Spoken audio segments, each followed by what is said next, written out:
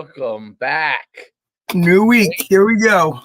New week, great episode. We got Coach Manny Matsakis, who is one of the most legendary offensive coordinators, maybe in football in the last 25 years. He's really, most famously, he's been at Texas Tech. With Mike Leach was where a lot of when he was with Mike Leach, his fame really started to rise at that point. But he had been a coach at Imperial State, head coach at Imperial State, where he had a tremendous amount of success. Yeah, Emporia was a big time, and it was a small school, and they took over kind of a passing offense.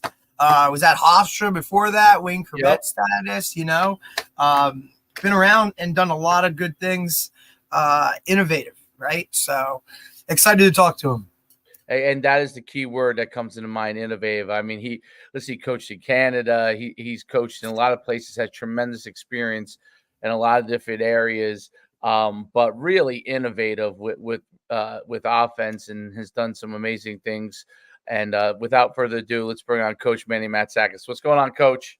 Oh, living a dream, man. I'm on the Ohio River here and enjoying every day. So having a good time. Coach. Thanks for taking the time. I know you got some new ventures going on. You got some things going on. So for you to take the time to come out here and talk some ball with us this morning, I really appreciate it. So thanks. Yeah, it's taking a little time, Derek. You've been bugging me for about a year for this now. Okay. Yeah, buddy. Well, there's one thing I'm diligent. He wore me out. Derek's a great recruiter, man, and that's the whole deal. So no doubt about it. No, it's definitely fantastic to have you on. And listen, I think you definitely get the absolute award for having the greatest beard of all the people that we had. So that's taking some time, Coach. That's number one, Coach. You the best. That might have taken the time to be able to grow that out. You might have. Dave, I'll tell you, it came when we were at RBR. I started going every Friday morning before a game to get a cleanup, shave, and whatever. And it came from Coach Matsakis, because when he was in Canada, he would go every game day, and he would get a nice cleanup. So I started taking a little bit of that from him. Obviously, he has not done that in a while, but that's hey, it is what I love it. It looks great, Coach. It looks great. Looks great. Well, I'm Greek, and it's the whole hey, you want to have that philosopher look, little Socrates going on here. Yeah, that's it right there. I love it. Well, listen, it kind of ties into what you've done over your entire career in terms of innovation, right? So, it ties hand in hand with little philosophical ideas and whatnot. So it works. It works. Coach, talk about your coaching career and the evolution of it over the years. Let it fly. Let us know everything that you want us to know about your coaching career. Sure. I'll give you the Cliff Notes version, and of course, a story will pop up here or there because there's so many legendary guys I've been fortunate to be around. So, everything. I mean, starting out, a lot of people don't realize I'm the last straight-on kicker drafted in the National Football League.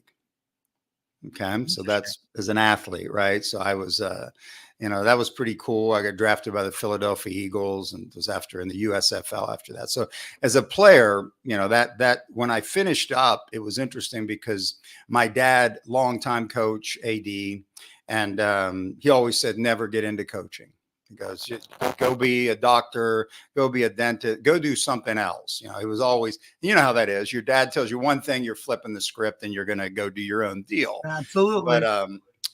But what happened was, thank God I was drafted and I got into that whole bit to take a few years off from what I was going to go. I was already set to go to dental school out of college. And I decided, what? I got this degree in biology. I'm going to go coach some high school football. So started out in Ohio, Barberton High School, which is back in those days, it was a premier big time high school program. We played in the same conferences as Massillon, Canton, McKinley, and it was a lot of fun. And the guy that was the head coach, a fellow by the name of Don Alt, hired me. And he had been longtime head coach at Slippery Rock University, and he had retired. And, you know, like a lot of these guys back in those days, they double dip, right? They get their retirement, they go back to high school, and, you know, so that was fun. So my first high school job was with a college coach. So that's all I knew. And I was just fascinated by it. And so to get things started, I mean, we're running the wing T. That's what we ran. And I thought, oh man, that's the best offense ever. The wing T, the deception, the misdirection, all that kind of stuff. And one day I'm in Coach Alt's office, and he hands me this book. He goes, "Hey Manny, you know, at the time I was a receivers coach. He goes, go. I think tonight you're going to coach the JV team. I'll be the head coach of the JV team at, you know, a rival high school." And he hands me a book. He goes, "Oh, by the way, you know, you don't have a quarterback, so go figure this out." So he hands me a single wing book, right? And I'm like, what in that? So I'm figuring this out on the bus to the game, right? And I put in like 4 plays, and I'm like, we end up rolling that day. I mean, we won by 40, 50 points. And it was like the kids were excited. They were singing on the bus back. That was the fun part of, you know, high school level ball, you know, just, you know, the roots of it all. And I went back to coach, and I said, "Man, that was pretty interesting." He goes, "Yeah, I knew you'd figure it out. You're pretty creative. You know, you'll find a way to make it work." And I go, "You got anything else for me?" And he hands me another book. And, you know, back in those days, the internet wasn't a deal. So it's like you didn't have all these guys.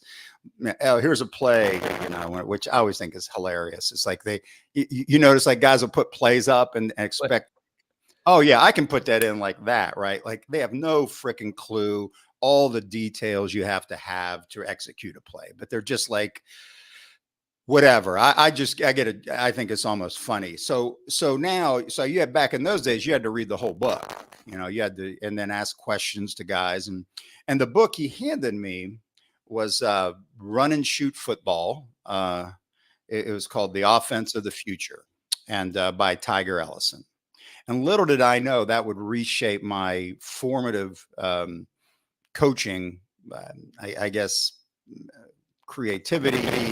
It just made sense to me. So we're sitting there, and I'm reading the book, and all of a sudden we're in the middle of the NFL strike season, and I get called to go play for the Colts.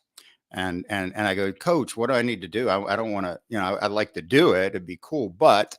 So he goes, "Take the book. When you come back, we'll talk a little run and shoot." I said, "Okay, cool." So I come back, and the season, I think the strike zone was like 3 or 4 weeks, and then the other guys came back, and so we're sitting there, and we're getting ready to play Massillon, and we're in a staff meeting, and I go, "Well, you know," he asked, "Well, what do you think of it?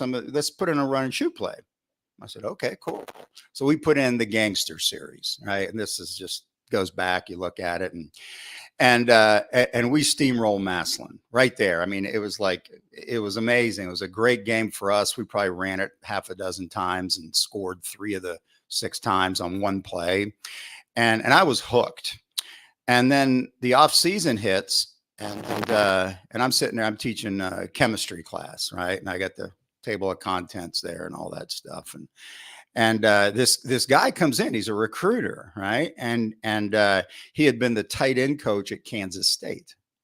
And he goes, "Hey," and I'm looking. I said, "I got nobody for you. I mean, we're not, you know, we were good, but not that good."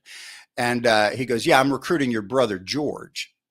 I mean, it's like 3 hours away, and I'm like, "What?" I go, "You're pretty good. You come in to convince me." He goes, "Look, if we get George to sign with us, then you can come on our staff as a graduate assistant." So I'm like, "Well, damn, that's pretty cool." So next thing you know, we're driving to Manhattan, Kansas.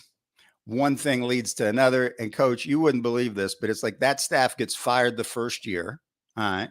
And then we go and we hire Bill Snyder. And that's when my life changed. So as I'm doing this, Bill's always been real education based. You know, it's like, go pursue the best degrees, do what you want. A lot of people, he's extremely cerebral. So sitting there, and I finished my master's, started working on my doctorate. And at the time, I was writing a dissertation on the history and evolution of the run and shoot offense in American football. I had about 400 pages written. And one of the cool things was I was able to connect with Tiger Ellison, who was retired, living in Center City, Florida. So I go down my spring break. I spent a week with him, and literally he opens the vault. I mean, this is stuff that, like, if I wrote a book or this was a movie, coolest thing. You're sitting down there. This guy's in his 80s, and we're talking ball, and he's pulling out these. I don't know. How old are you, Dave? How old are you? I'm 50. Okay. Well, this is before you even. So when, back it used to be like when I played high school ball, it was film, right? And some guys, what film 3 is. millimeter, yeah. Well, I had that too.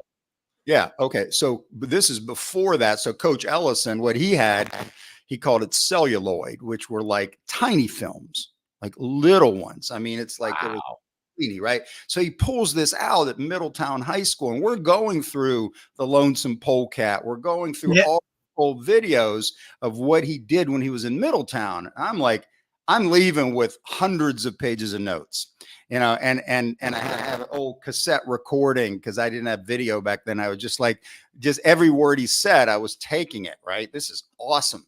And one thing leads to another, and I'm like, I'm into, and the run and shoot back in those days, I don't know if you recall, it was starting to get to be a pretty big deal at the University of Houston. Yep. John Jenkins was doing it, and they were like lighting up the scoreboard. So I'm like, I'm going to the source. This is way before all these other guys and I ended up working later on with Mouse Davis and stuff. So that was pretty cool. So I get there and I take this, I go back to Kansas State. We're not running this stuff. And it's like, we're running stand-up tight ends and the Iowa offense and all that. But, you do what you do as a coach.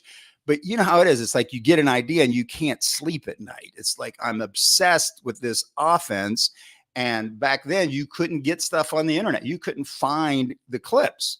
So I'm like, man, I want to learn more about this. So one thing leads to another, and it's summertime. And this is when things started to shift for me offensively. So, Dave, Coach Snyder walks in my office. He hands a folder on my desk. He says, Manny, we're going to hire you a GA. I go, okay, great. Because I was doing not just coaching tight ends and special teams. I was also doing all the quality control work, stats. And I needed a guy to help, right?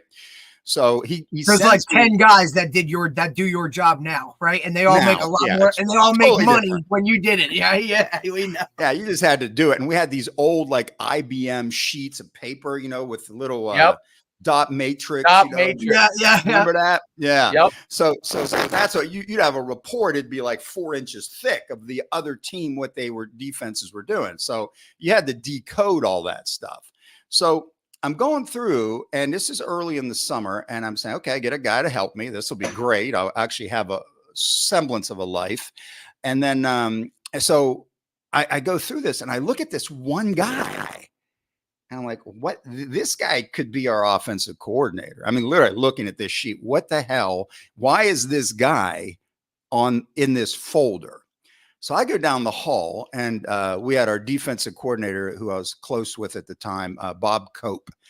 Bob was a great defensive coordinator. Was Lou Holtz's DC when he was at Arkansas, and also was the head coach at University of Pacific. Okay, Walt Harris coached for him, so you get sort of that deal, right? Yep. And I go, do you know this guy? He goes, hell yeah, man, and he's and Bobby played at Carson Newman, so he had that Tennessee accent. He goes, hey, this guy's a legend. What's going on? I go, well, Coach Snyder gave me this list. I don't understand why this guy is even in the docket, right? He goes, well, call him. So I call this guy, and his name is Ben Griffith. Okay, now who Ben Griffith is, you may not know, probably don't know, but when I tell you what he did, you're going to be like, oh, wow. Okay, so basically he is the guy that worked with Irk Russell and started the offense at Georgia Southern, started the program. Okay, so all that stuff, like Paul Johnson was his GA. Give you an idea. Okay, so this guy's like legendary, and somehow I reach him, and of all places, he's coaching in Barcelona, Spain. Crazy. And I go, Coach, I got this deal. GA, he goes, Manny, and he's got that Southern drawl, and I'm like, this is cool, young coach, you just want to, meet people in the industry. And he goes, I don't know what the hell a GA is, but if it's coaching ball, I'm coming. I don't need any money. I'm good. He was the first coordinator in the history of college football that made six figures. So back in those days, it was like, he was at TCU, at Arizona, and so forth. So we hire Ben, and Ben comes out, and I say, well, here's what we got to do. And I'm thinking like, geez, how am I going to tell this guy? We're analyzing these dot matrix sheets for Bill Snyder. He needs certain things on Sunday night, Monday, Tuesday. He's used to a routine, right? What do they do in these situations, right? And I almost feel ashamed to say this, but I'm a young, impressionable guy, but Ben goes, how else can we do this? What the hell are you talking about? We're just going to do what he wants. He's the head ball coach. He goes, well, you're in that you're getting your doctorate over there. You got to know some guys that know these big 8-foot tall computers and stuff. They got to be something they can do. I go, oh, okay. So I go to my professor and I go, look, I got this deal I got to do for Coach Snyder. Would you, if I gave you the data, is there anything you could do? He goes, absolutely. Before that, we didn't have a computer in the office. So it was like one of those deals. So I give him the data, and I'm talking, I come back 2 hours later, and he's got a week's worth of work done already. And I'm like, whoa, this is tremendous. And I go to Ben. I say, Ben, he's going to love this. I can give him all this stuff on Sunday. And he goes, no, you're not. I go, what are you talking about? He's wise. He's thinking, he goes, we're not giving it to him. It's going to mess up his routine. I go, what are you talking? Well, he goes, it'd be too much. He wouldn't know what to do with it. Just too much info. And then he's going to want more stuff. He goes, why would you do that when he knows what he wants? So I sit there. Okay. All right. So what do we do? He goes, well, on Sunday, we give him what he wants. Monday, Tuesday, Wednesday, we just lay it in the way he's used to. I go, Ben, what are we going to do with our extra time? Because that's like 40 hours of work that we can be putting in. He goes, well, I'm going to teach you the offense we ran at Georgia Southern every night. I go, what? So this is like coaching clinic, high level master class. This guy was a genius. And we go through it. And what he had done was he combined the triple option with the run and shoot. Okay. And so that was like, that all fit into what I did. So I'm learning this today, I guess. I don't even know what you'd call it because the flex bone is so option oriented. Right. This is run and shoot and triple option. Nobody had done this. And so I'm learning this stuff and I'm like, oh my gosh, this is unbelievable.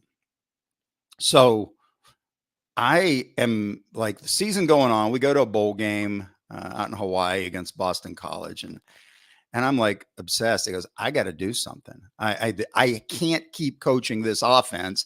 I didn't care. Back in those days, guys would take more moves and shift around, So we had an O-line coach down the hall named John Latina, great O-line coach.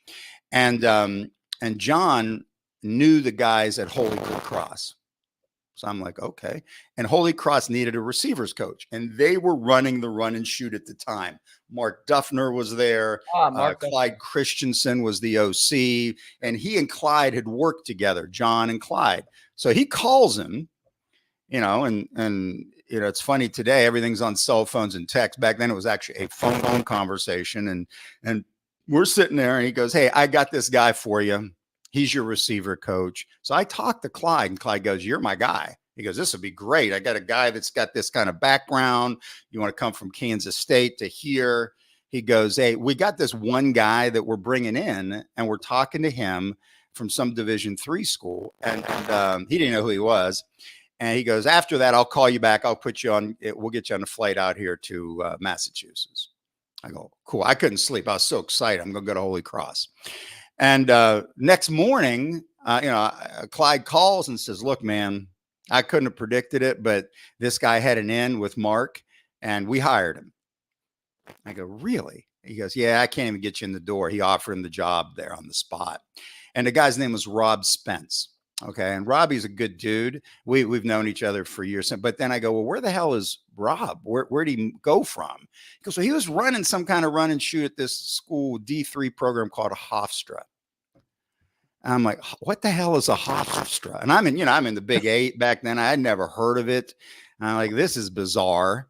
So I go, well, if D3, I mean, I don't care, whatever. I just want to run the run and shoot, and I'm thinking instead of being a receiver coach, they must need an OC.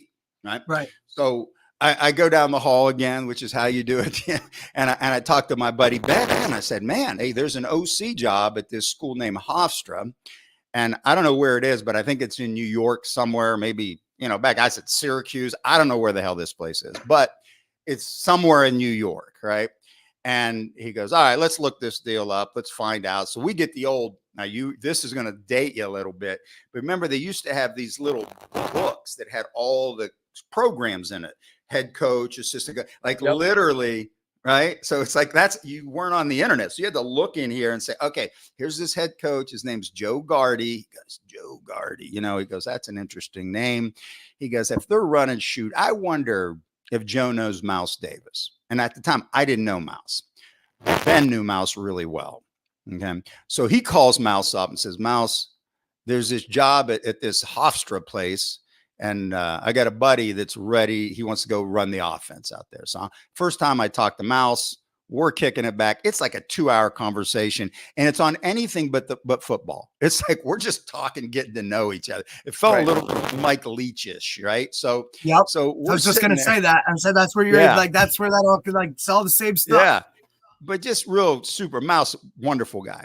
So I'm sitting there and I go, yeah, I'd like to do this. He goes, yeah, I know Joe. Joe was the defense coordinator of the New York Jets, when they had this sack exchange defense. He goes, the good thing about him, he won't mess with you. He goes, he just wants to sit in his office and be a head coach. I go, perfect. That's what I need. Can you call Joe? All right. One thing leads to another. I get on the phone with Joe Gardy. And Joe goes, look, man, I already got this guy. I knew my guy was leaving 2 weeks ago. I got this guy. He was the OC at Purdue. He wants to come here. I go, damn. I mean, it's like I'm hitting every roadblock. And I said, Joe, look, have you hired him yet? He goes, no, in 2 days, we're going to probably have a press conference out here and across the street at the Jets complex. Right. And I'm like, okay. All right. Well, let me ask you. How about I fly myself out there tomorrow?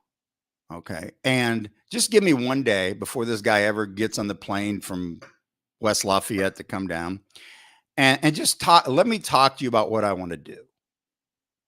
And he goes, how much is it going to cost me? I go, nothing. I'm buying my own ticket. If you hire me, you can pay me back. I really don't care.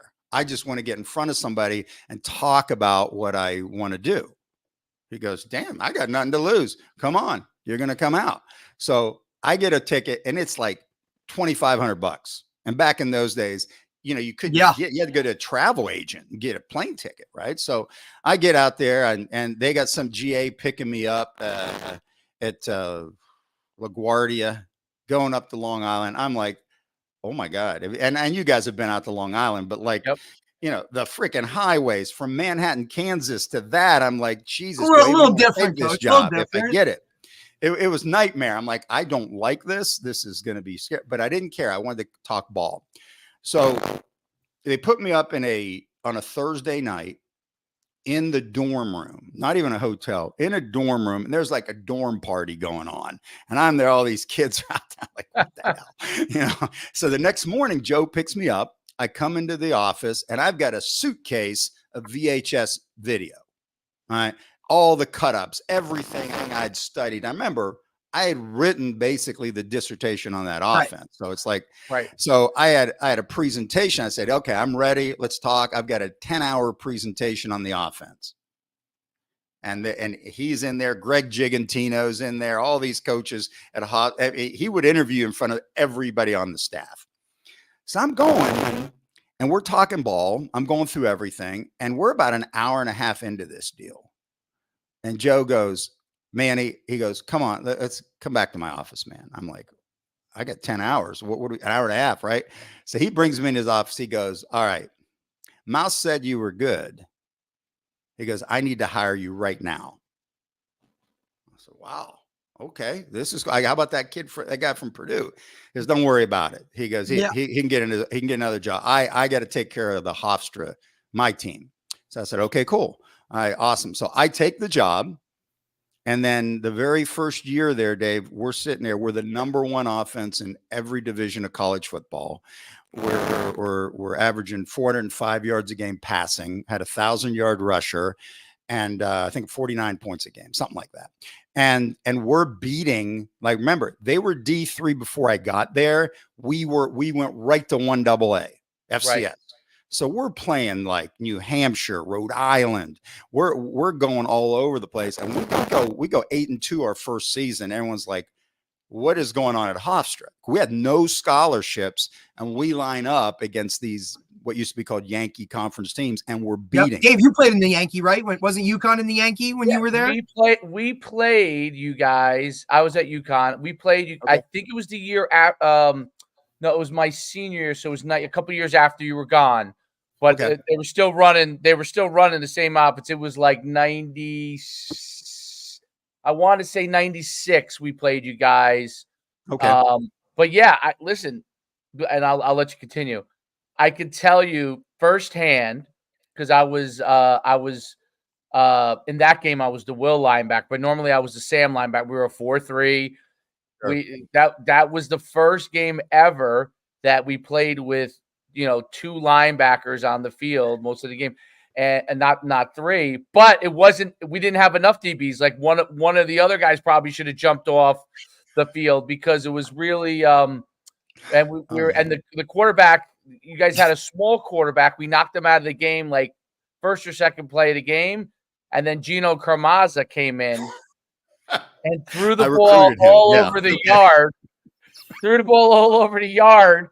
And it was a great game back and forth, but we were still like, a traditional, well, Holtz kind of started. He was evolving the offense, but he wasn't there yet, So we were still like, play action, sure, offset eye and stuff like that. But I remember that game. I remember vividly because we thought man for man we were huge. We were huge. We were like, you remember how the Yankee conference was? It was like the 1AA Big Ten with the size of the linemen and stuff. So like, it was the SEC. There's no question. Yeah, it was right. The best. So it was so interesting because you guys had a few guys that were big, but really for the most part, you had a lot of sawed-off linemen, and then you had they had good skill guys. They had good skill players. Yeah. And then when Gino came in, he just slung it all over the yard. But we could not over the course of the game stay with you. We were not equipped. Not just defensively, but it was also the pace of the game that it wasn't just, the physical part of it and the fact that, guys were running routes all over and stuff like that. It was the pace of the game. The game was a different game at that point. Mm-hmm. So we were used to, now we had played something like this once before, when my redshirt freshman year. And we struggled with it there. We actually lost in a close game. It was for the Yankee Conference. If we had won, we would have been the Yankee Conference champs. But the team that beat us, Boston University, that year. Yeah. Yep. And they had a quarterback. He was a shorter quarterback, and he threw the ball all over the place. And it was a similar situation. At that time, I was the starting fullback before I moved over to linebacker. And so it was the same issue where the game pace was different, and even though we were physically superior, they eroded a lot of that, Mm-hmm. But anyway, I don't want to. But yes, I am very familiar. Go ahead, proceed. Okay. Well, and it's interesting as you talk about the pace and all that. See, that's what, like when I first got to Hofstra, that's something they had never done. Even though they were running shoot team, is like I had never huddled. My whole career, never huddle. But back then, that was a deal, right? Everybody was huddling, right? So we were always in fast tempo. Our goal back then was rip off 100 plays in a game. Didn't matter who we played. Let's go fast. So all this stuff you're seeing way later, 20, 30 years later, we were doing that. And the other thing we did that really was new in college football at the time is we never lined up in a 3-point stance with our linemen. So we're always in 2-point stances, and we were able to run the ball and throw it. And we had big splits. Later on, when I worked with Mike, in Lubbock, I'd show him like, man, I'd have, between my guards, tackles, 5 to 8 foot splits. And he'd look at that video and says, damn, I go, why are you doing that? He goes, well, we got a rule for that tackle. If he can go as wide as he wants, if he can whip the guy on him, I don't care how wide he goes, just get him out of the front. And so those types of things we were doing before other teams were doing, that hurry up, fast tempo. We would reel off plays, and yes, we had players, Dave. There's no question. We had really good receivers. I had the Wayne Corbett kid, from Garfield there. We brought him in. One day we broke the record in a game. We're playing Fordham, right, at Fordham. And at that particular day, it was the longest game in the history of college football on that day. Right. So I had this quarterback had come back he was our first teamer. And we had gone through the season. You don't lose your job to an injury. So he had come back, 7th game of the year. We're in the Bronx and we're ready to roll. And so Fordham's quarterback at the time was the kid, Joe Moorhead. Tall, big joker, right? Joe, okay. He was the quarterback. Some might know him now for, he's the head coach at Akron now, right? So he's a, pretty successful offensive coordinator after great guy. Did a great job at Fordham later, right? So phenomenal.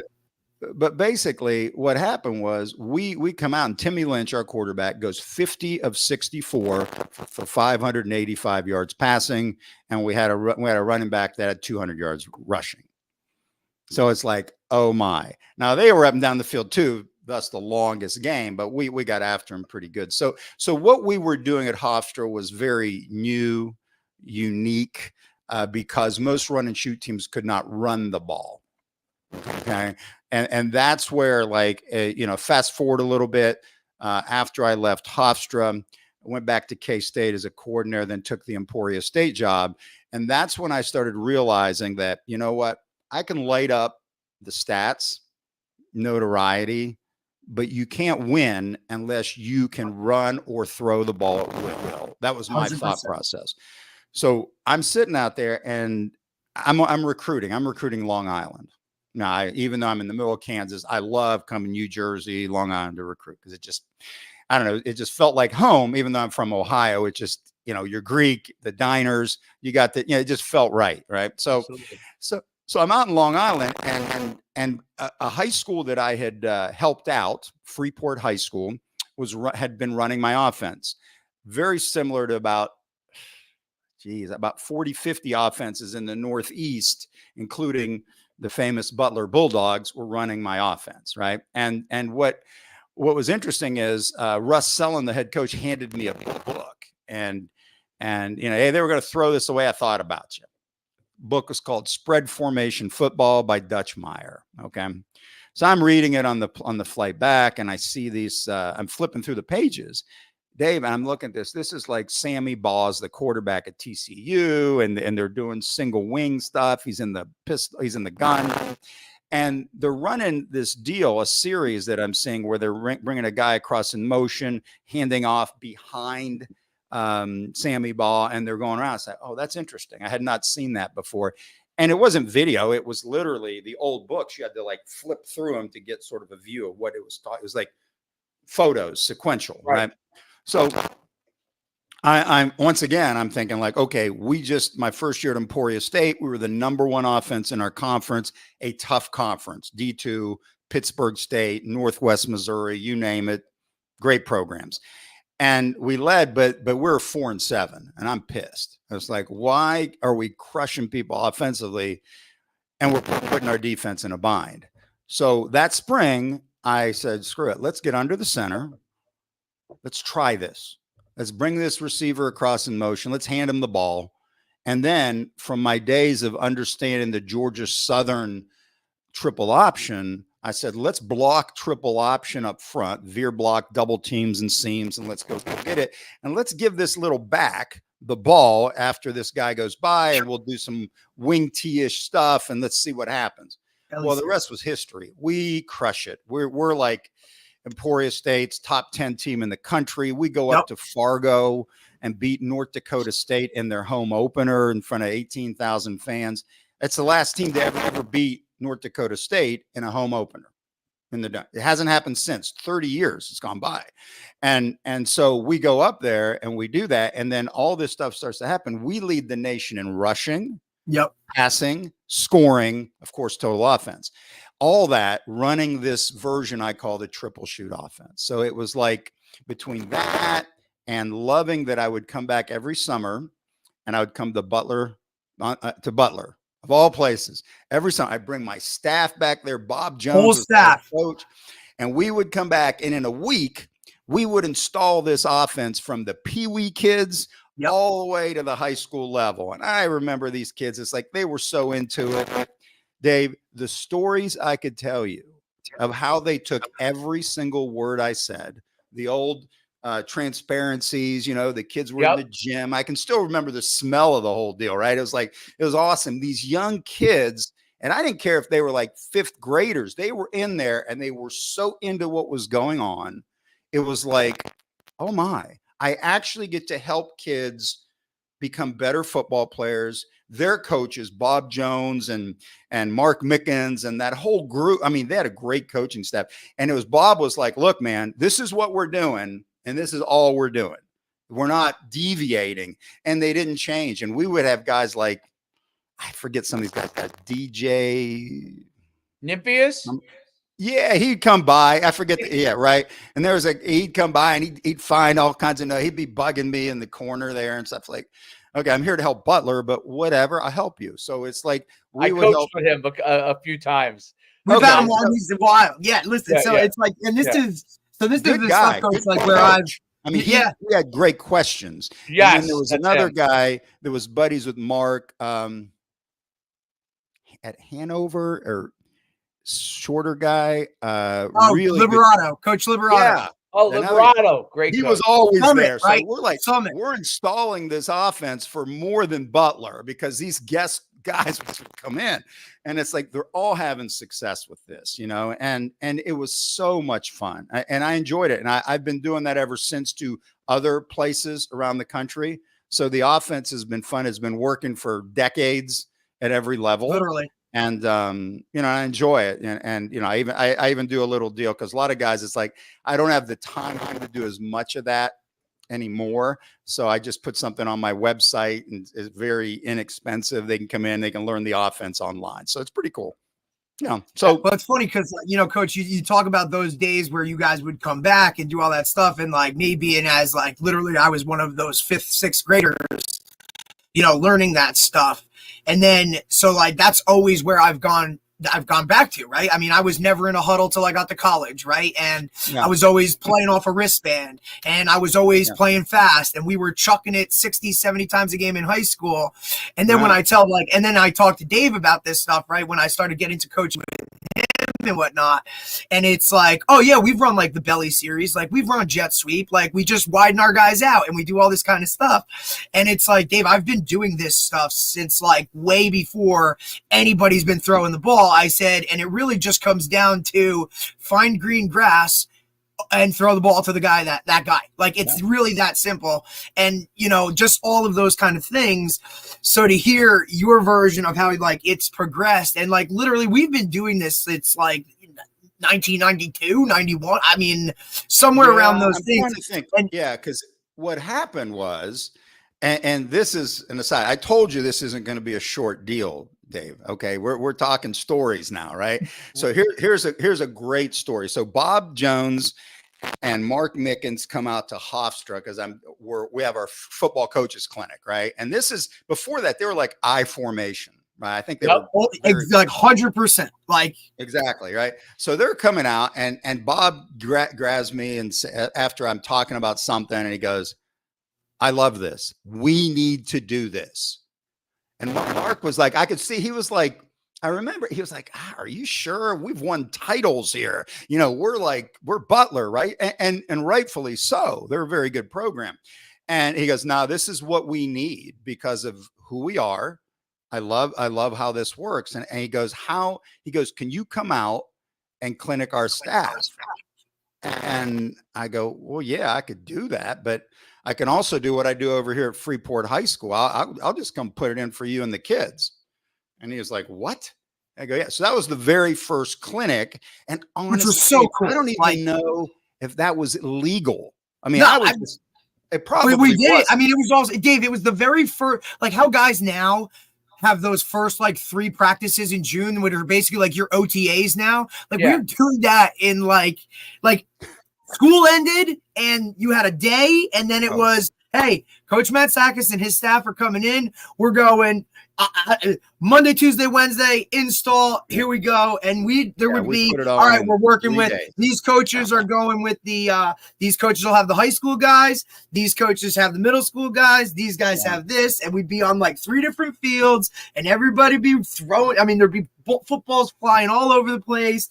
And it was just like, it's what is kind of the norm now with all the 7-on-7 stuff. I don't think it was we were doing that stuff forever. Yeah, I don't think it was legal. I mean, I honestly don't think so. But Coach Hicks was there, man. Like we'd be like doing all that stuff. Now here's where it gets interesting. The first year, now Bob is the only guy I knew that was all in. The other guys were like, "Okay, head coach, we'll do this as a package." So they start the season off a little rough, one or 2 games, and Bob's calling me, and he goes, "Okay, what am I doing?" And then I said, "Look, you're trying to do too much. Get rid of these things, focus on this." And they get on a bit of a tear, their first year in the offense.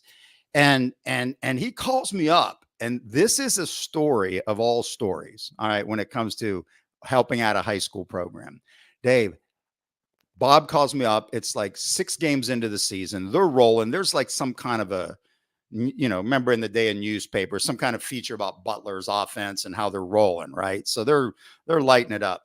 And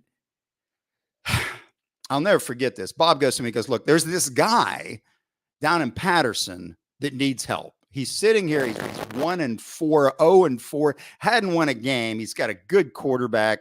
And he keeps bugging Bob at Butler, wanting to know what the heck we're doing."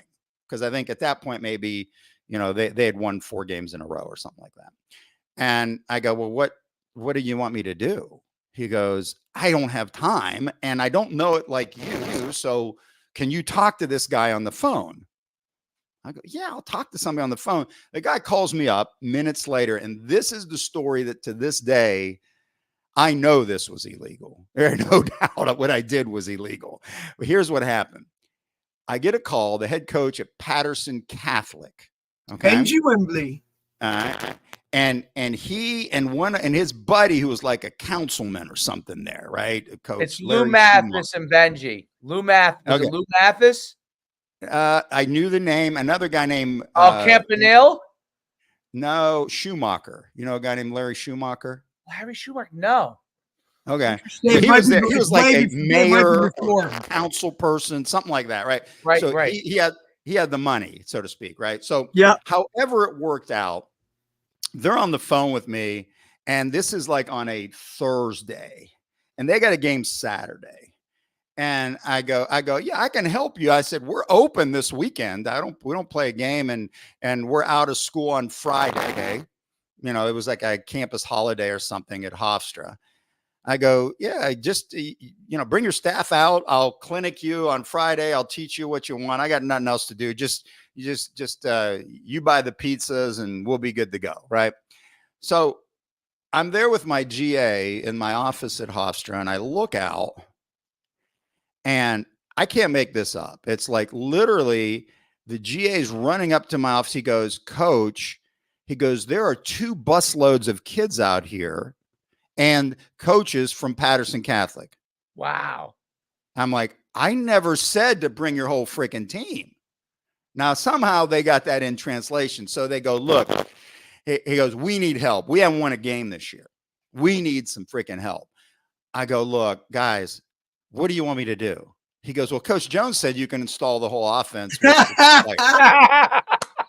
I said, thanks, Bob. Okay, so we go out on our practice field, and they're geared up. I mean, they got helmets, shoulder pads, they're ready to go. These kids, great. you know. And I look at this quarterback. I'm like, holy smokes, this is a dude, right? His name was Stanley Jackson. Yeah. Right? Stanley Jackson sitting out there, and I'm thinking, man, I could use him at Hofstra. I mean, I could coach this guy. We'll win a national title. And so in a matter of about 3 hours, I install enough of the offense where they go back, steamrolled it the next day, the team they played by 50 points, and they didn't lose a game the rest of the season. Yep. Stanley Jackson goes to Ohio State, right? Starting quarterback there. And I'm thinking like, damn, I should have had him. I shouldn't have helped him so much. He might've come to Hofstra, right? Yeah. So because they weren't winning, and literally on a Friday afternoon, they're leaving. And they asked me, how do we call the plays? I get a 3x5 index card. I said, okay, here's what you do. Look at the over top coverage. These are the plays you're going to call. And that's it. I gave him like 6 plays. And I said, you're going to run these. The kids will be fine. Don't huddle. Just when you line up in the formation, because you'll see what they're doing. And then you've already got the cheat sheet right there in front of you. Yep. And they rolled. And it's like, I look back on that now thinking, oh my, could you imagine today? No. You know, you're sitting there at Rutgers or someplace, and a high school calls you and you say, oh, come on up, bring the whole team up on a Friday. You guys, we're going to put it all in for you. Woo. Crazy. Only a couple violations there. Yeah, total. That is unbelievable. I was a bit of a gangster in those days. So it's funny. So listen, and Benji ran with it and he used it. So Dave played at Snowbrook High School, right? So Lower Bergen County. So he and we've had Benji on, and he talks about. I played against Stanley Jackson. So this had to be the year that they started doing stuff, because Stanley, because the year before, I can't remember. Maybe Stanley was the quarterback the year before. I don't remember. But this was my senior year. Stanley was a year or two younger than me. He might have been a sophomore, or at least a year younger. Maybe he was a sophomore. Okay. And they came out they came out in the Lonesome Polecat, they called it. Okay. Yeah. So they must have gotten that from you. Wonder where. Yeah. Okay. Yes. Right. So they come out in the Lonesome Polecat. And I think we had saw it, like in a game or two before, like Paris. So backtrack a year or so. I think it was a year earlier. You're right. They hadn't won a game. So we beat them. I scored the game-winning touchdown. They were tough and they were physical, but they weren't like good, and I scored, and we played them in the rain. I scored like the winning touchdown against them.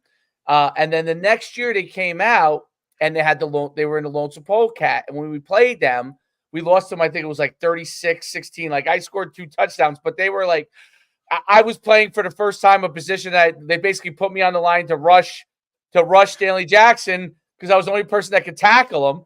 But he threw for like acres. He threw for acres in that game. And he ran for a bunch of yards too. But that was the first time I'd ever seen anything like that in high school. They literally had their other guys. So I'll tell you a funny story about all this. This is how like the influences work, right? So I take over a program. This is many years later, and we're really not. It's like the first stages. Like my first year, we were, we had like 10 seniors and like nobody in between, and like 15 freshmen. You know what I mean? Mm-hmm. Then the next year we were JV. I had to go JV. Then the next year we were back in varsity. So we still weren't there. But by the 5th year, we were in a state championship. But this 3rd year, we were not. We're back in varsity. We were not good. And so we installed the Lonesome Polecat to give us an opportunity to be able to like spread out. And I got it from the way back days from Patterson Catholic. Like I said, this is exactly how they ran it. And now we weren't good enough to win games yet, but we were, a lot of games. But we were able to actually be in games because we could score points. And we used it more as like a multiple package, but I got it directly from that, which it's so funny that you're telling this story, because I remember when Stanley Jackson was in there and we were like, this is going to be a problem. Like this is Nobody knew how to handle it. Nobody knew how to handle those Well, things. I think that's also something like, right, that kind of benefited the offense in the early days, is that wasn't the norm. Like, you didn't see, so defenses were geared to stop certain offenses in the box, 4-3, 4 downhill, and now all of a sudden here we come, right, and we're spread out, 4 guys out wide. You know, we had offensive tackles on the hash marks, right? Like, guys, accordion splits, yet we're still, and everybody's like, they didn't know how to line up to it. They couldn't handle the pace that we went. And look, it wasn't because, you know, now look, there was a couple guys at Butler that were some big time players, but we were nothing, like, you know, everybody was, you know, just another guy that loved football and was passionate about it. Like, we weren't physical specimens. We didn't have the measurements. And here we are coming out doing things and being extremely successful with what we were doing, mainly because we put in an offense and we lived it, we breathed it. It was, you know, we started it from the time we were in 5th grade, and we executed it, and we just did it. And, you know, as it just evolved, we just kept going with it. I mean, I love to tell it. People always think we just threw all over the yard. Like, there wasn't a year I played that I didn't have, you know, 1,000-yard rusher on my team. Like, every year that I played high school ball at Butler, there was a 1,000-yard rusher at least. You know what people didn't realize too, that when you got stars like Stanley Jackson, or when Glenn Rock had all that run of superstars, Grant Adams, you know, and it's funny because when my first coaching job was at Saddlebrook, and we were the Georgia Southern Paul Johnson triple option, spread option to a T, and we would face Glen Rock's run and shoot in the playoffs. It was such a wild, exciting thing, because those were two obviously different. You meshed both, right? But there were two opposite, which was what makes it successful, because you have to prepare for 2 different things all the time, right? When we put in the jet sweep in the belly series, right, where you're hitting belly with your running back and the motion's coming, I mean, these guys had no idea what the hell was going on, and it's great. I love that stuff, right? I mean, you're talking about your running back at Emporia, Shea, who literally, like, still has records. Yeah, he was, when he graduated, a lot of people don't realize that when that kid graduated, he was the all-time leading rusher in college football history, all divisions, right, in the run and shoot offense. Mm-hmm. So in the run and shoot, this kid had over 7,000 yards rushing in his career. I mean, it was insane. One of my best buddies, Tony DeMeo. What was he, coach? 5'8"? Tony DeMeo. Oh yeah, we had him on. Tony was at our rival. We've had Tony on. He was at Washburn, and it was always, we play Thursday night, televised game, Fox Sports. It was a huge game, sold out. And I'm fortunate. I was 4-0 against Tony. But here's the most important thing. Our back, Brian Shea, in 4 games, had over 1,100 yards rushing against Tony. Wow. Yeah, it's a record. Nobody, I don't know anybody that's done that, but it's interesting because of what we were doing. And Tony and I go, so, I mean, I talked to him about a week ago. He calls, checks on me, and keeps telling me to get the Ferrari out of the garage. And so what are you talking about? He goes, you need to get back and coach. He goes, that offense, I'm watching college and pro ball. He goes, why are you not coaching? You know, that's he's constantly in my corner. I love that guy. I mean, he is, even though we're rivals to this day, one of my favorite people on the planet is Tony DeMeo, no doubt. And it just, I've been blessed. Great dude. He was like coach when we had him on. He was funny. Yeah, he's a piece of work. We had Tony and DJ Nymphius on together. We had them both on, which was a ball. That's beautiful. Yeah, that was a ball. But it's it's so interesting, the evolution and how you're talking about, like, you know, people handing you this. And I remember after playing against DJ for those years when I was at Saddlebrook as a assistant, and then he was the office coordinator at Glenrock. Then he took the head job at Riverdale, where he won a bunch of championships. Oh yeah, been there forever. Still there, coach. He's still there. Still there. Is he? Okay. Yeah. Didn't know what he's doing. Okay. First coach with him, first time ever coaching with him. He's like, hey, come on board, come be my special teams coordinator. He's like, you'll learn a lot of the stuff I do, you know, blah, blah. I said, okay, great. So I come in there and he's like, listen, I said, I really want to learn what you do offensively because I've been in the, my first coaching experience was in literally the spread option. And Sure. now you're a run and shoot. I want to learn, So he hands me a bunch of like cassette tapes, and it was Montana, okay, from the mid '90s, where I guess they were running a A version little bit. a Yeah. version. They were more spread, I thought, like They were. regular Yeah. spread, right? Hmm. And then he told me to get this book from them. It was like this thick. I mean, it was so thick. And then he handed me all the Glen Rock tapes when they had all the like really good teams. And I'm watching all these different tapes, and I'm watching the Glen Rock offense.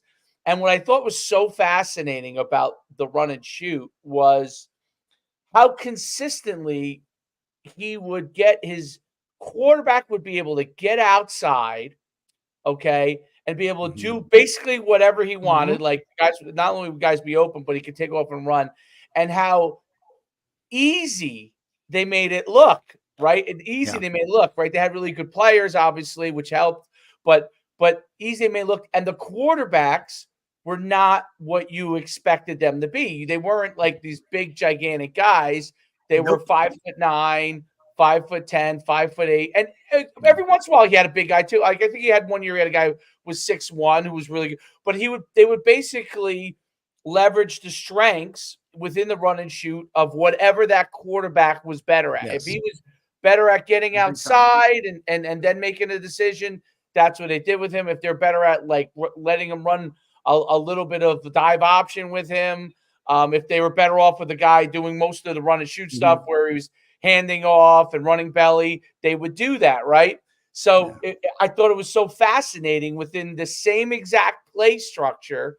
Hmm. It was he was just leveraging what the quarterback can do more. Those were the plays that he ran more. Those were the plays he ran more versus actually the system changing. It was just okay. I'm running.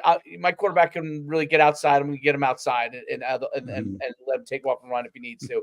Oh, okay. This guy doesn't run real well. We're going to run the jet belly and doesn't run as good as the other guys. And I remember DJ used to say, this guy, we're not that great a quarterback. This guy's a pie thrower, which means he's just Yeah. running jet belly and then, throw when needed, right? But it's Sure. so interesting, the whole philosophy and the structure.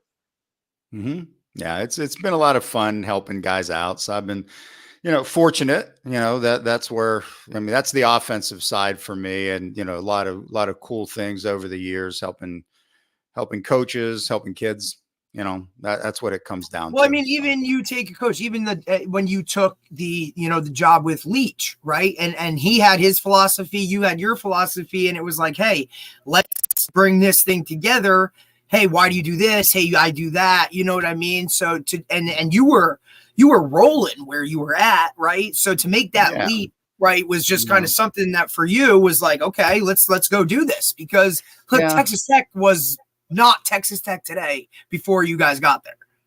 No, and it's an interesting, like the whole deal of how I even got to Texas Tech. You know how I just to explain how Hofstra happened. Yeah. When I tell you what you want, you got a couple minutes to hear how We got Leach plenty got of to time. Texas We got Tech? plenty of Okay. time. You All know it. I don't have to go on another podcast till 11:30, Coach. So we're good. All right. So here's what Hey, happened. Coach, he's all jacked up. UConn got a big win this week, so it's I another saw big that. win. Saw that. I love it. Now, so here's what happens. I'm like at the University of Wyoming, right? And at the time, I just been in Emporia State, got to Wyoming, and it was like December or something like that, right after I left Emporia State, and I had started 4 or 5 years prior to that my magazine, American Yep. Football Quarterly. Okay, so this was like the national trade journal for football coaches. Now Greatest they thing. became American Football Monthly, right? So we had our offices. I sold it to this guy down in West Palm Beach, Florida, right? And I'm down there just consulting because at that point I'm running the offense. I'm going to Wyoming, so I couldn't afford to run it all at the same time. Like at Emporia State, I ran the magazine plus was the head coach. So it was like crazy hours, right? Yeah, I know. And so I'm sitting down in West Palm Beach with my publisher at the time, the guy I was consulting with, and we've got Bob Stoops on the phone. Okay. So, and Bob and I had coached together at Kansas State. So I was going to say, make that connection for everybody, because you were all GAs at Kansas State, which I get crazy. Those stories. I don't even want it, like those stories. So here's what happens. And we're saying Bob gets the head coaching job at Oklahoma. He just gotten it. And he had been at the University of Florida with Steve Spurrier prior to that. So he's up in Norman, and he's talking. We're on the speakerphone, and he's saying, you know what? He goes, I'm trying to hire an offensive coordinator. Okay. And I want to hire this guy from Syracuse because he liked the freeze option, whatever they were doing at the time. He thought that sort of fit. It was Bob, right? So we're sitting there, and my publisher, Barry Terranova, says, look, he goes, why you want to do what everybody else is doing? And Bob goes, what the hell are you talking about? He goes, you were just at Florida. Did you see what Hal and those guys did against you guys with those kids at Kentucky? Yep. He goes, yeah. He goes, you need to hire Mike Leach as your OC. He had never even thought about it at that time. And he goes, really? He goes, he's sort of quirky. I remember the conversation, he goes, listen, it's going to change the Big 12. So he goes, well, let me talk to him. One thing leads another. He hires Mike. Mike had never called the play. He had been Hal's guy, all the way through. And I knew Hal really well. Knew Mike okay because I remember coming through Lexington, and Mike would just hang out and sort of bug me about trying to get my magazine and all. He wanted, because he had tried to be a head coach like 20 times and never. Oh, a million times. Couldn't get a job because he didn't play football. Yeah. So he gets there, and Mike and I are on the phone, and when he's in Oklahoma, I'm at Wyoming, and I'm actually mentoring him on being an offensive coordinator. All right. So we're going through this. He goes, how do I plan this? How do I do this? So I'd fax him. This is the way we do it, because Bob and I had been through the Kansas State system. Yep. Mike was anything but Kansas State. He was very different. All right. So one thing leads another. We're becoming really good friends. Now it's like May. It's May. As for spring ball, I get a call from my publisher and says, look, Manny, our company, so the magazine, I had another company called Professional Services Group, which we were a headhunter group, hired head football coaches at the college level. So he calls me and says, look, we just got the Texas Tech head coaching gig. I go, okay, that's cool. It's a nice job, I'm sure. But so I didn't know they fired Spike Dykes. He goes, well, Spike don't know he's fired yet. We're already starting to look for guys. And this is before the season gets going. So Mike's first year at Oklahoma, my first year at Wyoming, and we're putting together the search, unbeknownst to anybody in Lubbock, because they're paying you all this money, but you got to do this like under the cloak of secrecy, right? Right. And one thing leads to another. We get the guys that we say, hey, here's your top 5 candidates. Let's bring them in. And there were guys like Rich Rodriguez, who at the time had been at Clemson as the OC. And he told us, this is what's interesting, back channels of what's going on. A lot of guys don't realize, like, I remember Rich saying, yeah, Tech's a nice job, but I already know. And then I wait one more year at Clemson. I'm the head coach at West Virginia. Don Nealon's going to get ousted. Yeah. Like guys know that stuff. Yeah, people don't understand that these jobs are already gone way in advance, right? Yep. So we're like, okay, fine, we get it. Let's at least do a dog and pony show with you. We figured he had the Hispanic last name, West Texas. Yep. Let's bring him in, right? It could look good, right? So one thing leads to another, and we're going through it. We bring in Terry Bowden. We got some good coaches potentially. They all turn it down. They're like, we don't want this job. We're taking over for Spike Dykes. He's a legend. And you guys aren't even funded very well in the Big 12. So we get Mike Leach an interview. Now they're okay at Oklahoma, but they're throwing it around the yard first year. And Mike goes into his interview the day after they got beat by Texas Tech on a Sunday. He goes in and interviews the very next day. Now that's a tough interview. You just got beat. They're interviewing for the head coaching job. Mike bombs the interview. It's horrible. I mean, it was maybe the worst interview ever for a head coach at the D1 level. So Barry calls me up the next day and says, man, Mike bombed it, but I really feel he's the guy that they need him. I go, well, what the hell are we going to do? He goes, they paid us crazy amounts of money to find them a head coach. I go, here's what you're going to do. You're going to go in. Oklahoma plays Okie State, their last game this week. Let's get him an interview after that game. Tell him it wasn't fair because of the situation. They buy that. In the meanwhile, my secretary at Wyoming is putting together his whole presentation. Right? I say, okay, do this. Here's flow charts. So I'm like on the phone at night while I'm getting ready to play San Diego State on ESPN that week. He's playing Oklahoma State. And I'm going, Mike, this is how you present. We even bought him a freaking suit to wear. His first interview, he went in Billabong shorts and flip-flops. Yeah, that sounds about right. Sounds about right. It was. Yeah, to Texas Tech. Yeah. So then the next thing you know, we get him the interview. He's got all this. He looks like an attorney. He's coming in with a suit and tie. He gets the job that day. I calls me that night, says, you come in, I need an assistant head coach. So I just go. I mean, I helped him get the job, and then we put that staff together with Art Briles. What a staff, Coach! You could name drop all of those dudes. Yeah, Ruffin McNeil. We had a that's my favorite one on the entire staff, is because you guys it's offense, but Ruffin, it's my guy. Yeah. He's a dude, man. And it was fun. So we had a lot of success. That's when we had Cliff Kingsbury was our quarterback, and Wes Welker and those kids there. So it was like the beginning of it.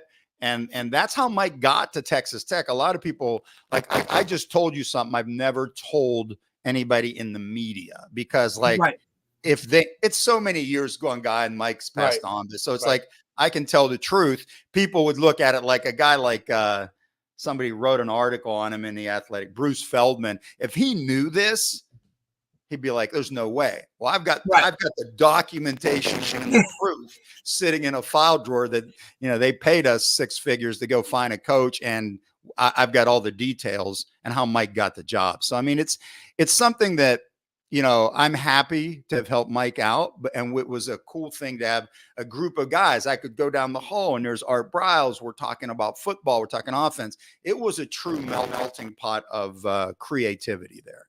So that was. And then you just look at like that tree, just those guys. You look at what they did, right? So then Art goes to Baylor and does his whole thing. Yeah. And then look, even Cliff, right? Like Cliff Kingsbury, he's done. Look, bounced around, but done this, done that. And everybody just takes that stuff and then runs with it. Lincoln Riley, student assistant.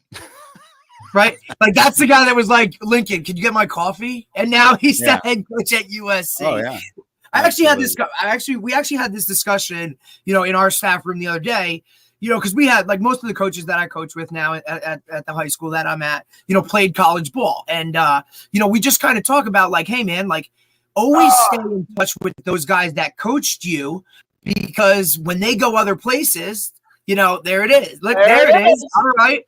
This is, let's see. Yeah. Some of this might be a little bit newer era. Oh no, that was a 2008 copy. Okay. 2008. It was something with special blocking kicks. I still have this is a 2000. I was a subscriber for the longest time. I don't know. Yeah, no, really. Listen, and it was great. That was the go-to. I used to keep every. So when I first started coaching, when did you start when were you no longer involved with the magazine anymore? When did you What year did you sell it, Coach? It was when I got to Wyoming, so it'd been 99. Right. So that magazine continued on. Like, I think when I started coaching in 2002, I used to have every copy. Yeah. I used to save them all because, and I don't, coaches, I don't know if they read magazines as much as they used to, Everybody goes to Football Scoop. I used to save them because my favorite thing was you could go in, not only did you get the story and the backdrop of either the philosophy or the teach technique, but you had the drawings on there, right? Mhm. And Yeah. what was the greatest thing about it was I could go in, I could literally I would put all the copies on my shelf. And I would go back and be like, oh, where was the thing on this? And I go back and I would have you have the exact article, how to Yeah. run it, how to do it. You know what I'm saying? Like, and you didn't have to, for lack of a better word, it was such a Cliff Notes thing on it, right? I mean, it was always an article, but it was a Cliff Notes that you knew exactly how to run it, why the coach did it, what the details were of it. It was those are things of football, even though obviously you get all the stuff now off the internet and it's great. And obviously that's one of the things that you're doing at your site at Matsakis.com, right? I think it was, because I don't think it was on there.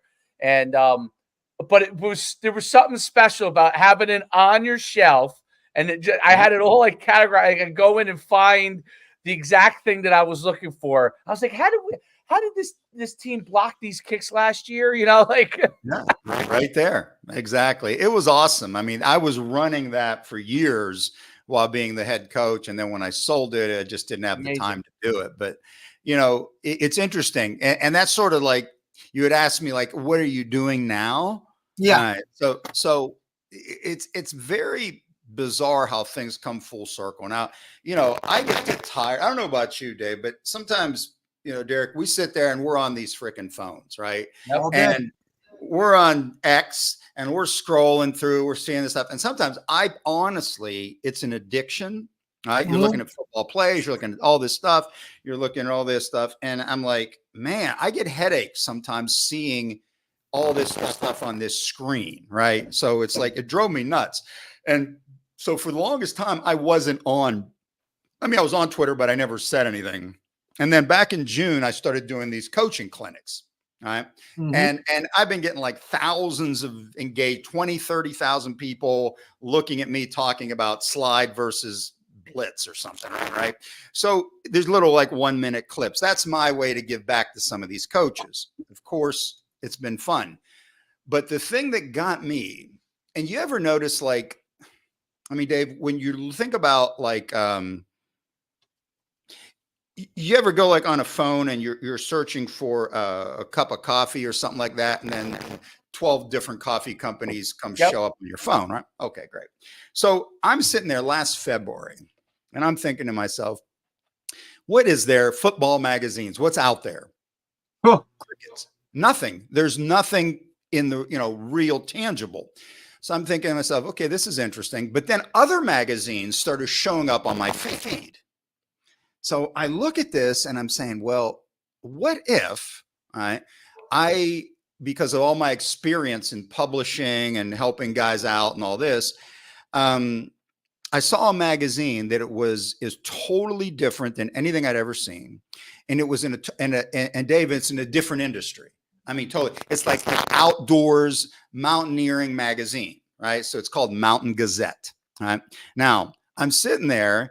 And I said, well, I got to subscribe to this. Now, it's a high-end magazine. It's really nice. So I subscribed to this magazine and I started looking at it and I said, wow, this is pretty cool. What if I did something like this with football for not just coaches, but for the serious fan, somebody that's like passionate about the game, right? Every coach is, but then there's that other group of people, anybody that's played the game is a passionate fan of the game, right? So one thing leads to another. I meet with the guys that publish this mountaineering magazine. And then I started hooking up with another guy who published another niche magazine called Cream, CREEM. It used to be a rock and roll magazine, right? And what happens is I'm connected to these guys and I say, look, I want to create something off the charts different that's never been done before. All right. Now, you showed me a minute ago American Football Monthly, right? Like on the screen there. Yes. Okay. So it used to be, here's one here, American Football Quarterly. Yep. Okay. And it was much thicker, right? Like what you have probably was staple bound as opposed to what we call Right. book bound, right? Okay, so this is much different, right? So what I started to figure out was, okay, I want to create a high-end football magazine, and I don't know, Dave, personally I like to smoke cigars. Okay, so be it, right? So I've always subscribed to Cigar Aficionado. Oh yeah, yeah, of course. Right? Yeah, and you've seen, I mean, Cigar Aficionado is Yep. like this big, right? This is it, right? So a regular magazine like Athlon's is going to look like this. Right. Now, all right. So here's the concept. This is what I'm creating. It's called, all right, Gridiron Aficionado. Ooh, I like that. Yeah. Now, here's the point. It's going to look like the size of it. All right. You're going to get a good feel of this thing. Let me put up Cigar Aficionado. Okay. This is cream. All right. This is, okay. This would be a regular magazine. See the size? Yep. Of what we're talking. So I'm talking about 160 pages, perfect bound book, published twice a year. Wow. And here's Mountain Gazette. Oh yeah. Monstrous, right? Okay. So I've been working with these guys. I've got a printer up in Vermont. I've got all the photography, all these different people. So what I'm actually doing is Gridiron Aficionado is basically, think of it this way, in one sentence: large format, coffee table, limited edition football magazine published twice a year, all right, with amazing photography, Yep. long form articles, details for the passionate fan, but it's only in print. So like when you get this, like I was talking to Hal Mummy the other day about this, and he's like so juiced about it. He goes, oh my God, he goes, people are going to buy this magazine. It's going to be sitting on your coffee table, Dave, and your friends are going to come over and they're going to try to steal it. Because because they're going to say, where do I get this? Well, you can't get it at the magazine store. You can only get it by subscribing online. So it's high end. It's only for that. So it's going to have, I mean, we've been working on some things right now that will, this will be second to none. It's truly something that I'm so fired up to do. And I'm going to actually, starting today, I'm launching a deal where I'm going to, and I'll send you a link where people can go in and get into what I call my war room. All right. So think about this as a potential subscriber, right? I'm starting grassroots. So I'm going to go out and I'll send you a link, say, okay, just put your email in, and then you're going to be part of the creation of Gridiron Aficionado. So I'm going to send in you information. We'll have an occasional Zoom call, and I want to create what becomes a founders club over the next couple of months as we're building something that has never been done before, that I can guarantee you that any one of your buddies will want. Yeah. And here's the thing. Let's say we've got X amount of subscriptions. That's all we're printing. That's it. So every issue sold out. So the first issue is going to come out next summer, 2025. And it has been a process to put this together. I just want to leave something that is a legacy, you know, something that I can, in my time working and helping just people, it's really what I think the game needs, right? Instead of just crap, writing, you know, those kind of things. I mean, think about the history of the game, all this stuff. That was like when I sold American Football Quarterly, and a couple of years later became monthly. Like the Quarterly, even though this is a coach's journal, now what I'm talking about is even more than this, but it's like we would have articles on history, right? We would have like, hey, did you know? I mean, did you know the story of Fielding Yost and what he did and how he did it? You know, Rockney, all these, and some of these guys that people didn't even know, or even the game, right? I mean, a lot of people don't know, like, here's a concept, and it's on my website. I wrote an article on where the name gridiron came from. Okay. Like in the early 1900s, all right, Dave, the football field was lined like a piece of graph paper. Mm-hmm. Gridiron. Grid. And nobody knows. I mean, I say nobody, very few people know that. I wrote an article with photos of it in the early 1900s, like, oh, the game was different then. So it's like, I love the history of the game. I love the strategies. And even now that I'm out of coaching, I love the tailgating side of the game. I want to know what people are cooking. What are they doing? You know, I mean, that's the Greek. That's the Greek coming out, coach. Well, but it's like, to me, it's a passion unlike anything else in our country. I mean, I love sports, but there's nothing like when the fall hits, it's football. Yep. And there's nothing like it. I mean, and look, I love all kinds of sports, but football itself is such a passion. And so my plan, and like I said, I'll send you a link to the landing page, is I want to build a foundational group here. I'll be in for that. Yeah, it'll be fun. And yeah, I think it's going to be a blast. So I want to share that with you. Yeah. And what's your website? It is Manny Matsakis, right? Yeah, MannyMatsakis.com. Yeah, just like that. Yeah. You know, I think what you nailing is, I'm the same way. I'm pretty sure Derek is too. Is that there are so many things. One of the nice things about talking with you is you're getting not just your knowledge about football, but the connections in history that your link is to football.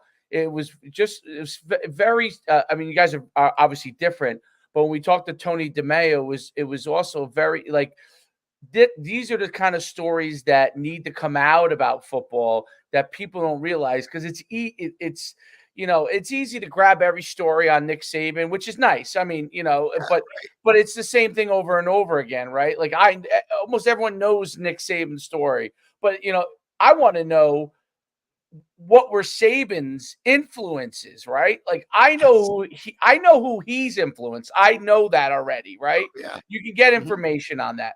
I want to know who influenced him and why. Just like all the people that influenced you. Just like when the stories of Mike Leach and how you casually say, "Oh yeah, I was talking to Hal Mummy." Like people don't realize the knowledge that is there.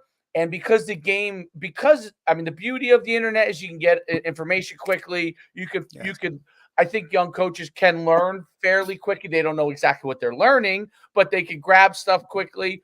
But the history and the foundations of like the triple option, the run and shoot, the even going back to the single wing, like why were those offenses run? When Bud Wilkinson put in the wishbone, and when Tony DeMeo was telling us the stories about how like when he went down there, and only because I researched it did I know. Like I said, Tony, he said I knew that Bud Wilkinson and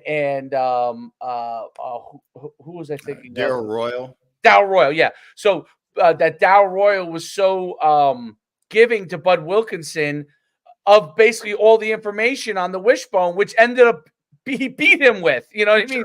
So, but that was different. Like that's the thing about football that I think is important for us, because in the rat race of all the coaches trying to move up and everybody trying to advance their career, the thing that you need is the foundation of learning from coaches who understand things that you really don't know.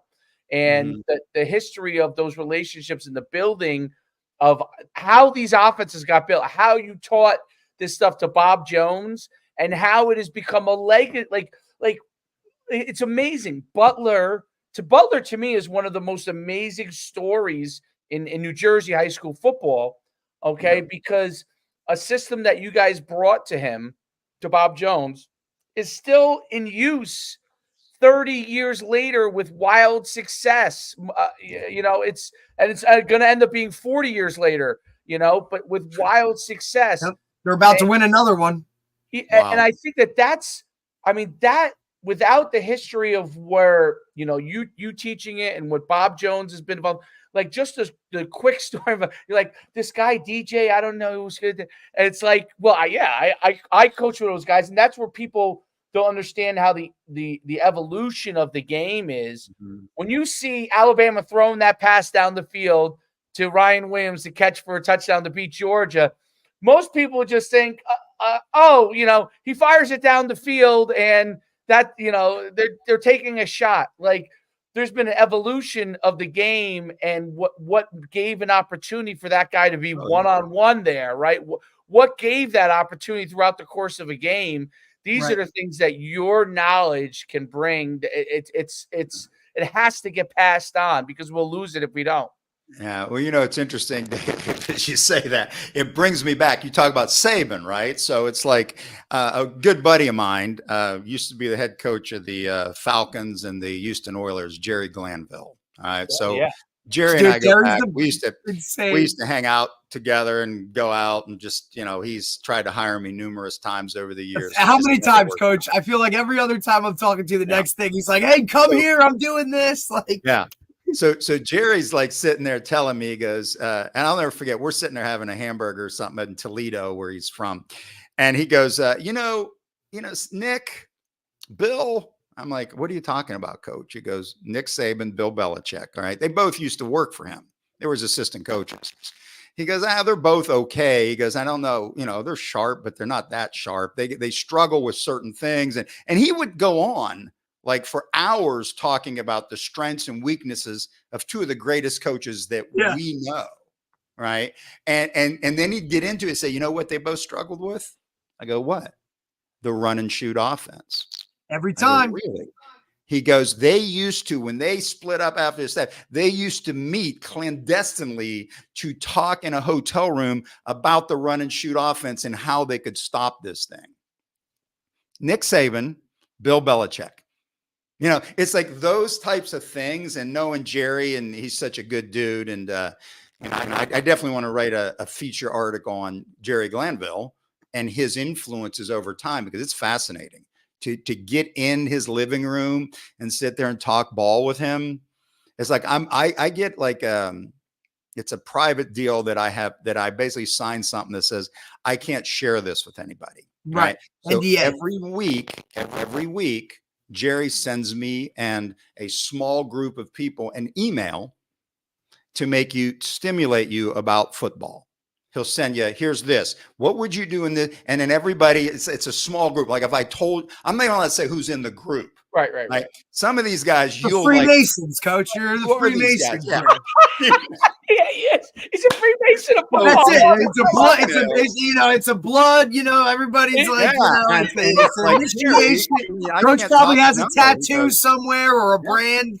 I can't say anything. So it's other than what I just said, that it exists out there. I love that. Jerry, even though he's in his 80s, he's super sharp, and he is, because he's constantly studying the game. Right.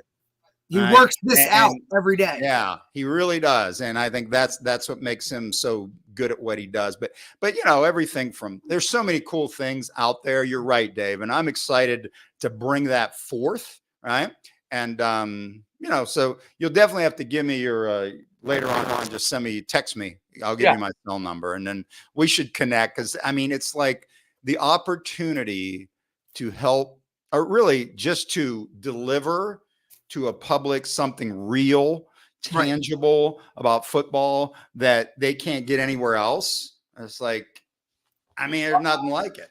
No, it's and listen, to me, it's like, I know, I didn't know that it was you until Derek told me, obviously, that originally started American Football Monthly. This was years ago. Derek told me this, coaching in RBR. Yeah. He told me that I've been pumping this for a while, Coach. Come on, man. Football Monthly. I used to, and that's why I'm so all in on the any next thing you do, because that American Football Monthly, when I was, in the transition of information going to the internet, like those 2000s time frame, there was a lot of garbage that was up there originally. Now it's a lot better, but there's plenty more garbage, but you're able to kind of filter through because the algorithm's better. But back then, in the early 2000s, I wanted to learn as fast as possible. I wanted to learn as much. I would sit there and read everything. I was a head coach at 30 years old. I didn't, I was very young. So I was trying to read everything. I only had been an assistant for 2-3 years, and then I was a head coach, so Oh yeah, Dave made the jump real quick. And then because I had been in business first, and then I had got my MBA. Coach. He's got his MBA. Don't let him be, don't let him hold out on you. He's got that stuff. He's been an NFL agent for a couple of years. He's done a lot, Coach. This guy's like well-rounded. Sounds like I need to make a trip to New Jersey. That's what it sounds like. Listen, you got a great excuse, buddy. You're a Renaissance man. Even though we both love football, you're a Renaissance man like I am. Like I have multiple, even though I love football to death, and I'll that's always my core. My mind goes to a lot of things like within business, just because I'm committed to the pursuit of trying to be great in as many areas as I possibly have the time to be great in. Obviously football's always been my number one passion, but I enjoy other things as well. So I totally get the mindset. I always say that sometimes and Derek knows this. Sometimes the fact that I enjoy some other things could probably limit my coaching career a little bit, because I didn't go and just say I'm going to go GA and go all these routes and just work right to being a head coach at a college. But that's what I think is the beauty of it. In the world, you want to enjoy as many. You live once, right? And that's right. Things are your passion, but you want to enjoy the things that you also enjoy, right? So, I didn't want to limit all those things. But I am totally all in. I love it. And I think that what you're bringing has been so unique, in that American Football Monthly, like I said, I would sit there and read it. I would store it. And then as soon as after I read it, like every month would come in, I would read through it. Sometimes there would be something that would be pertinent right now. Sometimes I was just reading through it, but I would save it. And I would make a note. I would say, there was an article, I might be able to use this down the line.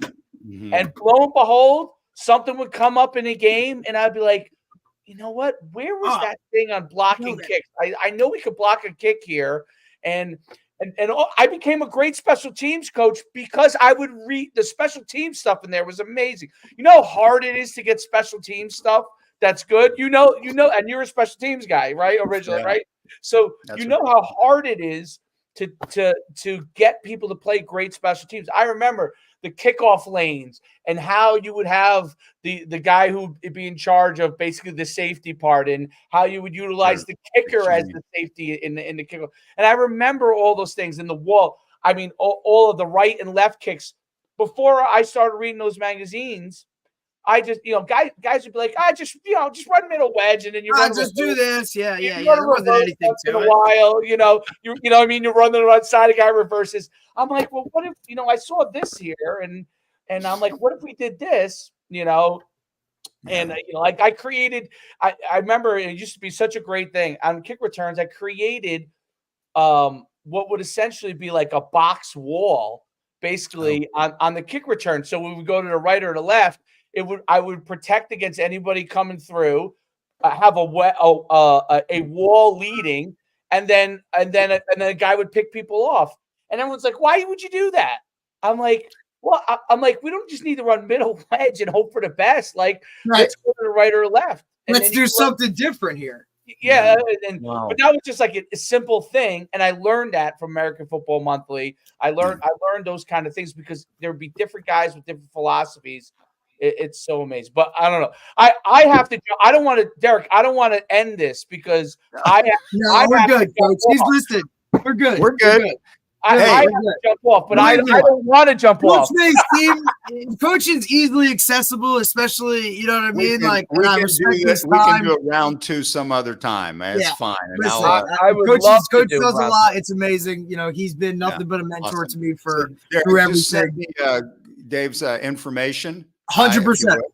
And we'll hook up and enjoy your next podcast or your next show. Well, now I'm just going to talk for 45 minutes next I'll talk for 45 minutes, an hour of how exciting it is that UConn is actually finally decent again. So that's our, I'll tell and then we're hopefully better. Got to help that collective, man. I got to help that collective. I got to help that collective. Well, you got to. I'm excited for him, and I'll leave you with this. Years ago, when I was at Texas State, Jim Mora was the head coach of the Falcons. Junior. Right. Okay. And when I called him one day to try to help one of my O-line coach to get him into the NFL. He was awesome. He called me right back. We had a great conversation, and he ends up hiring a guy who used to work for me. Actually, was at the Butler camp, a guy named Clancy Barone. I remember Coach Clancy was my line coach at Wyoming. Coach Barone, I remember he was the best. Yeah. He was good. He's now with the Saints, but he's coached a bunch of great coaches. But he was awesome because I actually was in training camp with Jim's father with the Philadelphia Stars. Wild, small world. Wow. So that's why he returned my call, and we had a great conversation. He hired Clancy. Clancy became his tight ends coach, and he has been in the NFL ever since. Great coach. But I appreciated that he, helped a friend of mine get on his staff at Atlanta. So that was pretty cool. Good dude. That is really Very cool. Yeah. Coach, appreciate you. All right. Thank Okay. you so much, Coach. I can't thank you enough for coming on, and I look forward to a round 2 and continuing the conversation. Definitely let's connect. Enjoy your day, Coach. We'll talk fun. soon. You guys, if I come to Jersey, I can't stand 100%. Oh, you got it. You have an open invite, man. Anytime. All right. We'll be installing offense. Cigars, pizza, and whatever you like to drink. I don't know if you drink or don't drink, but we'll have your cigars. Don't worry. You have a little bourbon. That sounds good. There you go. Just Perfect. a little bit. All right, Coach. Thanks, buddy. Talk soon. Gentlemen. All right, Coach. Have a good day. All right. You Bye-bye. too. All right. I'm going to jump off. That was phenomenal. I can't say that enough times. I'll give you a shout after. Dude. Go ahead. Let me run it. Go build our collective. All right. Hey, we might have a shot now. So maybe there's a lot of chirping. You call this. You call it. What? Hey, whatever. It's amazing. It's hard though with Rutgers right now. Is in a really nice spot. It's funny because, and we're going to talk about this. I said that UConn, if they get into a conference, if we go way back when Schiano and Edsel were in their first round, the two teams that were really getting good at the time in the Big East were those two, UConn and Rutgers, right? Where they had Donald Brown, right? Yep. And I think the conference at Big East at the time was helpful to Rutgers and UConn, just like it's helping Schiano in round 2 at Big Ten. If UConn somehow can get into a conference, yes, because they have they're different states, but it's similar. It's similar. It's more like ACC. I think so too, but it's UConn is similar to Rutgers in the sense very that much. It's an area where basketball is kind of it's like the old Big East, dude. It was a basketball area, but you just had the University of Miami in there for no reason. Football can be good in those schools, which Schiano's showing, if you get the right resources and the opportunity. You have to have the right stuff up top to work it. Yep, but I think UConn's starting to get there, and I hope so, man. It just makes for better football in the tri-state.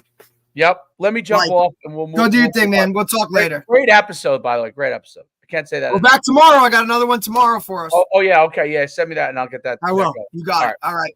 Go ahead.